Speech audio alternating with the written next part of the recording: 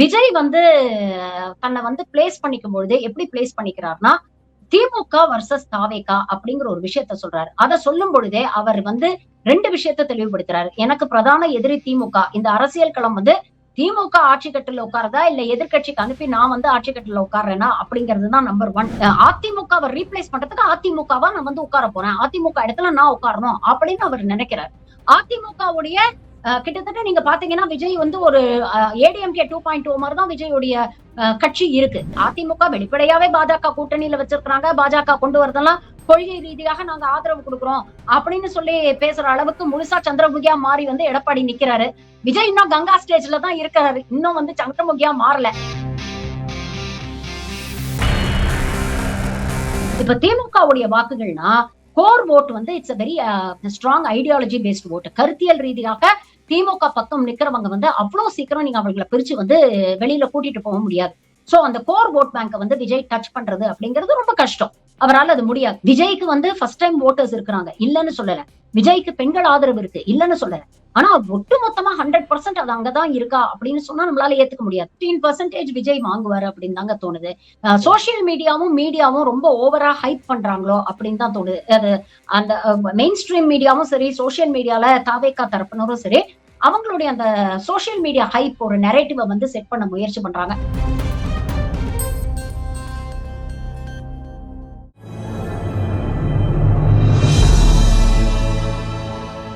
Tamil news நேயர்களுக்கு வணக்கம். இன்றைய சிறப்பு நேர்காணலில் நம்முடைய இருப்பவர் மருத்துவர் மற்றும் அரசியல் விமர்சகர் மரியாதைக்குரிய ஷர்மிளா மேடம். மேடம் வணக்கம்.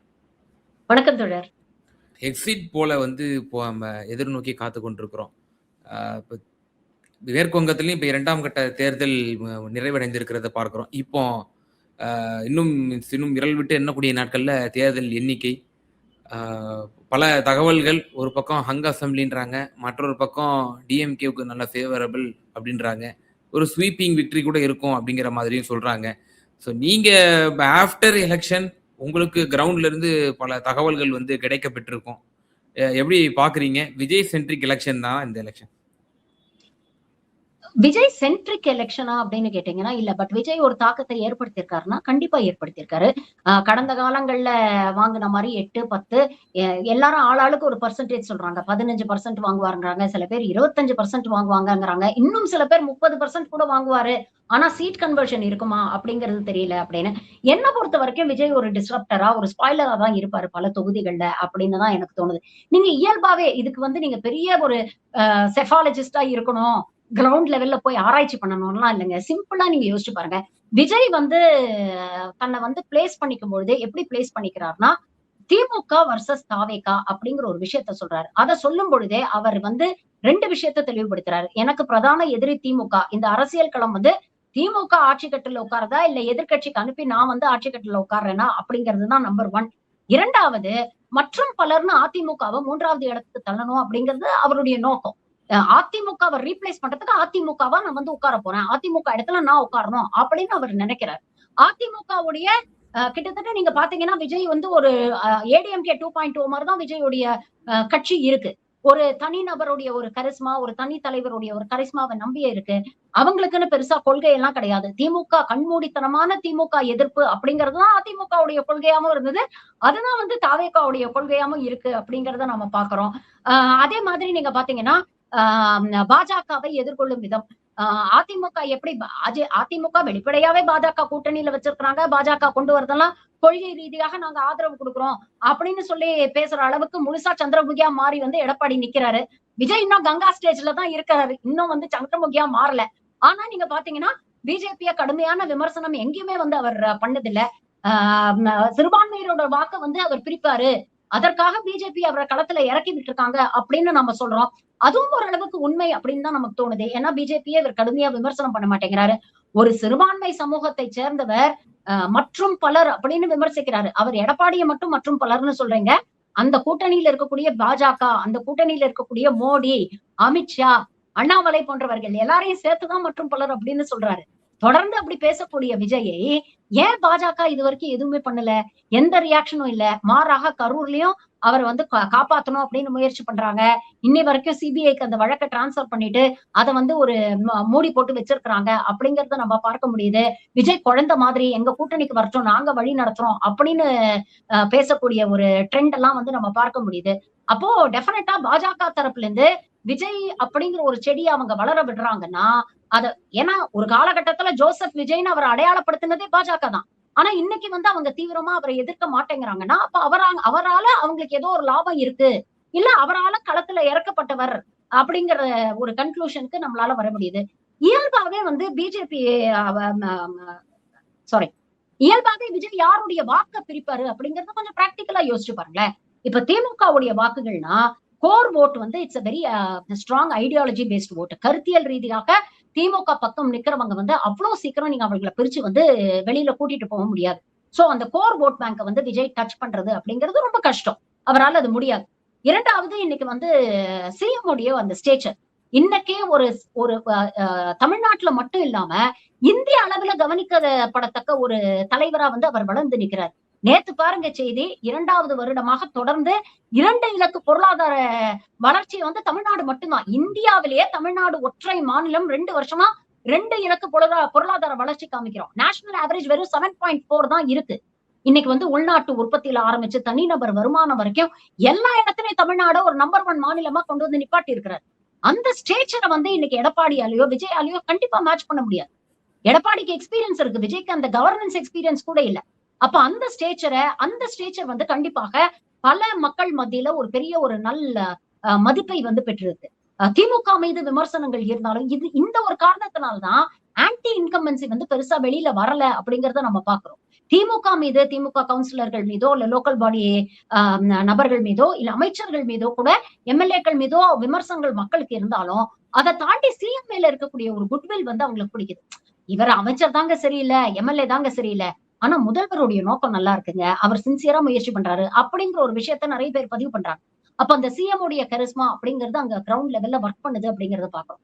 அதே மாதிரி மக்கள் நல திட்டங்கள் இன்னைக்கு பெண்களாகட்டும், மாணவர்களாகட்டும், தொழில் முனைவோர் ஆகட்டும், அரசு ஊழியர்கள் ஆகட்டும், மாற்றுத்திறனாளிகள் ஆகட்டும், நீங்க எந்த செக்ஷன் எடுத்துக்கிட்டாலும் எல்லாருக்கும் ஒரு திட்டத்தை கொண்டு வந்து இன்னைக்கு அதை ஒரு ஒருங்கிணைந்த ஒரு வளர்ச்சியாக ஒரு பாலிசி கண்டினியூட்டியோட எல்லா செக்டர்ஸையும் இன்வால்வ் பண்ணி ஒரு வளர்ச்சியை வந்து அவர் தொடர்ந்து காமிச்சுட்டு இருக்கிறார்.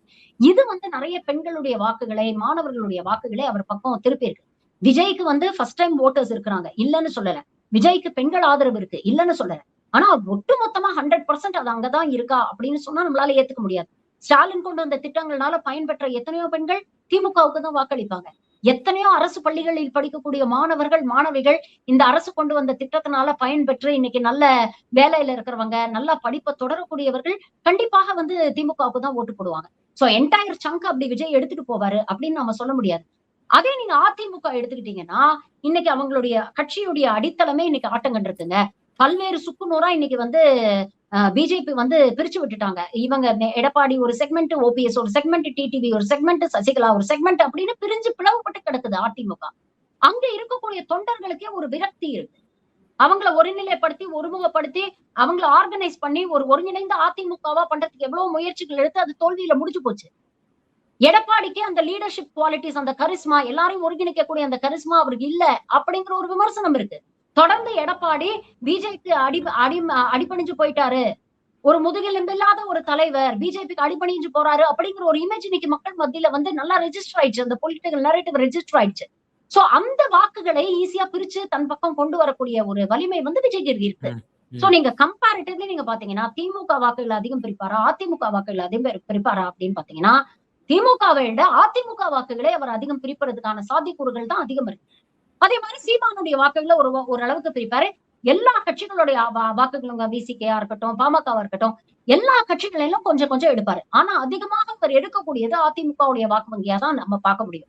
அப்ப எஸ்டிமேஷன் எவ்வளவு கொடுக்குறீங்க? டிவிகேவுக்கு எவ்வளவு எஸ்டிமேஷன் கொடுக்குறீங்க? அவங்க சீட் கன்வர்ஷன் ரேட் இருக்கா? அவங்க பெர்சன்டேஜ் எவ்வளவு எடுப்பாங்க? ஒரு மும்முனை போட்டி அப்படின்னு வரும்போது கண்டிப்பா இந்த தேர்ட் ஃப்ரண்டா இருக்கக்கூடிய இன்னைக்கு விஜய் வந்து யாருடைய வாக்கு அதிகம் பிரிக்கிறாரோ அது வந்து ஜென்ரலாவே இந்த மாதிரி மும்முனைன்னு வந்தானா அது ஆல்ரெடி இருக்கக்கூடிய இன்கம்பென்ட் கவர்மெண்ட்டுக்கு ஒரு ஸ்டாட்டிஸ்டிக்கல் அட்வான்டேஜ் வந்து கொடுக்கும் அப்படிங்கிறது நமக்கு நல்லாவே தெரியும்.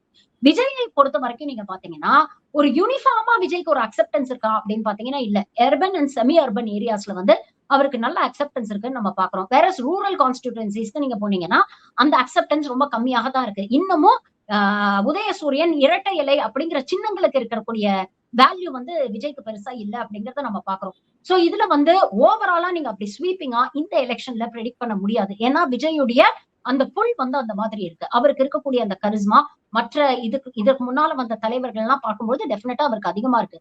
சோ ஒவ்வொரு கான்ஸ்டிடியூன்சி வைஸா நீங்க பாத்தீங்கன்னா தான் இதை வந்து நம்ம ஜட்ஜ் பண்ண முடியும். சோ ஒரு ஒரு ஓவராலா ஒரு கான்ஸ்டிடியூன்சில especially DMK ADMK direct fight இருக்கக்கூடிய ஒரு இடத்துல வந்து விஜய் எந்த அளவுக்கு ஓட்டு பிரிக்கிறாரு அப்படிங்கறத பொறுத்து வெற்றி தோல்வி தீர்மானிக்கப்படும். அலையன்சஸ் நிக்கக்கூடிய இடத்துல விஜய்க்கு இன்னும் ஒரு ஒரு ஒரு கிரிட்டிக்கல் அட்வான்டேஜ் இருக்கிறதா நான் பாக்குறேன். அலையன்ஸ் கட்சியை சேர்ந்த வேட்பாளர்கள் நிற்கக்கூடிய தொகுதியில வந்து கொஞ்சம் வீக்கா இருப்பாங்க. அப்படி இருக்கும் பொழுது அந்த களத்துல அவங்க எந்த அளவுக்கு வந்து கட்சிகள் எல்லாம் ஒருங்கிணைஞ்சு ஒர்க் பண்றாங்க, இவர் என்ன மாதிரியான ஒரு கேண்டிடேட் போட்டிருக்கிறாரு, அந்த கேண்டிடேட் உடைய வலிமை என்ன, இதெல்லாம் பொறுத்து ரிசல்ட்ஸ் நம்ம பார்க்க முடியும். ஆனா ஓவராலா டெஃபினட்டா வந்து களத்துல பெருசா ஆன்டி இன்கம்பன்சி எல்லாம் மக்களிடையே இருக்கிற மாதிரி தெரியல. அப்படியே இருக்கக்கூடிய ஆன்டி இன்கம்பன்சியும் ஒருங்கிணைச்சு அதை கன்சாலிடேட் பண்ண பிரதான எதிர்கட்சியான அதிமுக தவறிவிட்டது அப்படிங்கிற ஒரு காரணத்தினால திமுக தனி பெரும்பான்மையோட ஜெயிக்கிறதுக்கான வாய்ப்புகள் இருக்கு. எனிவேர் பிட்வீன் 170 to 180 டெஃபினட்டா வந்து திமுக ஜெயிக்கும் அப்படிங்கிற நம்பிக்கை, உறுதியான நம்பிக்கை எனக்கு இருக்கு. கடந்த முறையை விடவும் அதிகப்படியான சீட்ஸ வந்து பெறுன்றீங்க. அதாவது கடந்த முறை 159 வந்தாங்க. இல்ல டெஃபினட்டா 159 எல்லாம் ஈஸியா அவங்க கிராஸ் பண்ணுவாங்க. ஹங் அசம்பிளி எல்லாம் வரதுக்கான வாய்ப்புகள் வந்து ரொம்ப கம்மிங்க. அன்லெஸ் தேர்தலுக்கு அப்புறம் எப்படி தேர்தல் வாக்குப்பதிவு இயந்திரத்தில் ஒரு அரசியலை பாஜக நடத்துகிறதோ, ஆந்திர பிரதேஷ்ல எப்படி பண்ணாங்களோ அந்த மாதிரி ஏதாவது ஒரு விஷயம் இங்க நடந்தாலொழிய இந்த ஹங் அசம்பிளி எல்லாம் வரதுக்கான சான்சஸ் இல்ல. ஏன்னா திமுக டெஃபினட்டா ஒரு கிளியர் அட்வான்டேஜ் திமுக கூட்டணிக்கு இருக்கு. சோ டெஃபினட்டா அவங்க வந்து ஜெயிச்சு வருவாங்க அப்படிங்கிற நம்பிக்கை விஜய் நீங்க பாக்குறீங்க. Overall percentage as well as Vijay நிக்கக்கூடிய தொகுதிகள் திருச்சி எனிவேர் அரௌண்ட் 15% விஜய் வாங்குவாரு அப்படின்னு தாங்க தோணுது.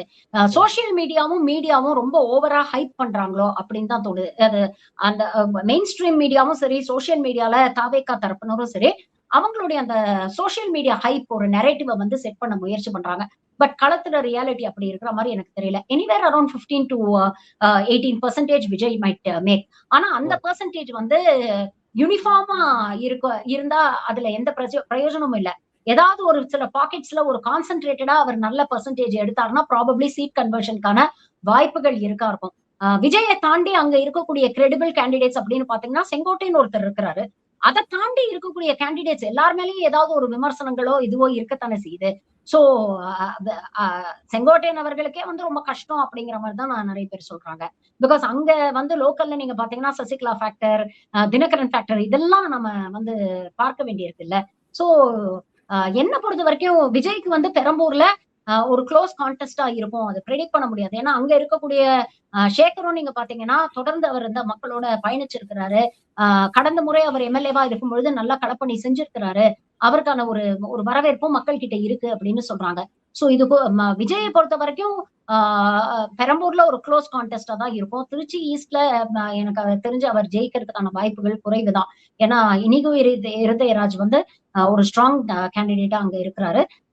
மத்தபடி விஜயை தாண்டி எத்தனை பேர் ஜெயிப்பாங்க அப்படிங்கிறது இட் ரிமைன்ஸ் டு பி சீனுங்க. எனக்கு ஏஐடிஎம்கேக்கு என்ன மேடம் எஸ்டிமேஷன் கொடுக்குறீங்க? மீதி ரெஸ்ட் ஆஃப் த ஸ்டேட் அவங்க தான் ஜெயிப்பாங்களா?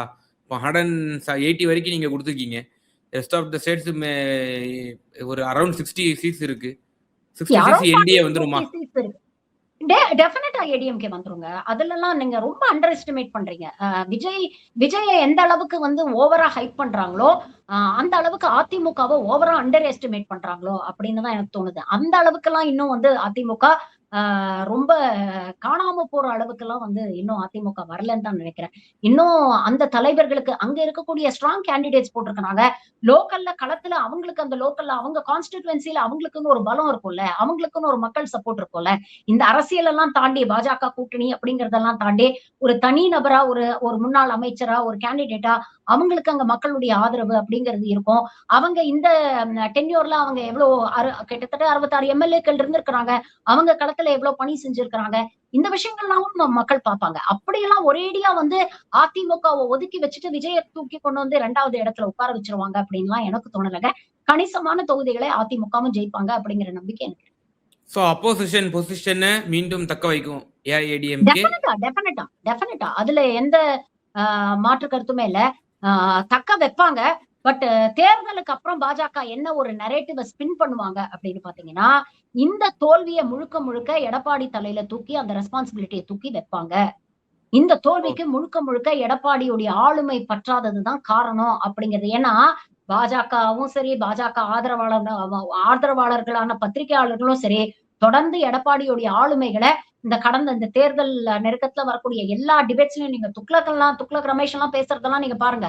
எடப்பாடிக்கு ஆளுமையே இல்ல அப்படிங்கிற மாதிரிதான் அவர் பேசிட்டு இருக்கிறார். சோ தொடர்ந்து அந்த நெரேட்டிவ அவங்க சட்டிலா செட் பண்ண ஆரம்பிச்சுட்டாங்க. சோ எவ்வளவு ஜெயிச்சாலும் இங்க என்ன பண்ணுவாங்கன்னா, ஒரு 2 நாளா என்ன சொல்லிட்டு இருக்காங்கன்னா, பாஜக 2 இலக்குல வெற்றி பெறும் அப்படின்னு சொல்லிட்டு இருக்கிறாங்க. அப்படி உண்மையிலேயே பாஜக 2 இலக்குல வெற்றி பெறதுக்கு சாத்தியக்கூறுகள் இருக்கிற மாதிரி எனக்கு தெரியல. அப்படியெல்லாம் மக்கள் பாஜகவுக்கு ஒரு பெரிய வெற்றியெல்லாம் இங்க தூக்கி கடினமான தொகுதிகளை வழங்கி இருக்கிறாரு இபிஎஸ். வைக்க வேண்டிய இடத்துல வச்சாரு.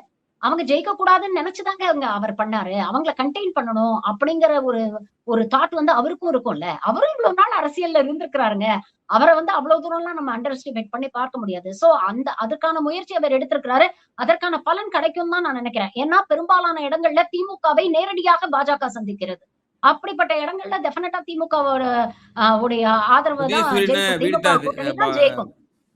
அதனால அவ்வளவுலாம் 2 இலக்கெல்லாம் பாஜக கண்டிப்பா வரமாட்டாங்க. ஆனா இந்த தேர்தலுடைய தோல்வியை முழுக்க முழுக்க எடப்பாடிய காரணம் காட்டி அவரை இன்னும் வீக்கன் பண்ணணும் அப்படிங்கிற முயற்சியில கண்டிப்பா இறங்குவாங்க. அதற்கு எடப்பாடி ப்ரிப்பேர்டா இருக்கணும். அதுக்கான ஸ்ட்ராட்டஜிஸ் அவங்க கையில எடுக்கணும். வரக்கூடிய டேர்ம்லயாவது ஒரு நல்ல எதிர்க்கட்சியா, ஏன்னா கடந்த டேர்ம்ல நீங்க பாத்தீங்கன்னா ஒரு 2 வருஷம் அவருக்கு இந்த கட்சியை ஒருங்கிணைக்கிறது, கட்சி உட்கட்சி பிரச்சனைகள்லயே அவருக்கு ஒரு 2.5 வருஷம் அவர் வீணடிச்சிட்டாரு. இந்த தடவையாவது அவர் ஒரு எதிர்க்கட்சியாக களத்துல தீவிரமாக அதிமுக செயல்படணும் அப்படிங்கிறதுதான். ஏன்னா ஒரு ஜனநாயகம் ஆரோக்கியமா இருக்கணும்னா ஆளும் கட்சி எந்த அளவுக்கு ஸ்ட்ராங்கா இருக்கோ எதிர்க்கட்சியும் அந்த அளவுக்கு ஸ்ட்ராங்கா இருக்கணுங்க. சோ ஒரு வலுவான எதிர்க்கட்சியாக திமுக எதிர்த்து அதிமுக களத்துல செயல்படணும் அப்படிங்கறதுதான் நிச்சயமா திரு இபிஎஸ் அவர் முதல்வர் ஆகணும் அப்படின்னு தான் அவர் களத்துல போராடி இருக்கிறாரு இந்த இடைப்பட்ட நாட்கள்ல எல்லாம். நீங்க உங்களுடைய கருத்தை சொல்லி விஜயோட அதிகம் அவர் உழைச்சிருக்கிறாருங்க. இந்த வயசுல கிட்டத்தட்ட எல்லா தொகுதிகளுக்கும் 2 முறை போய் பிரச்சாரம் பண்ணியிருக்கிறாரு.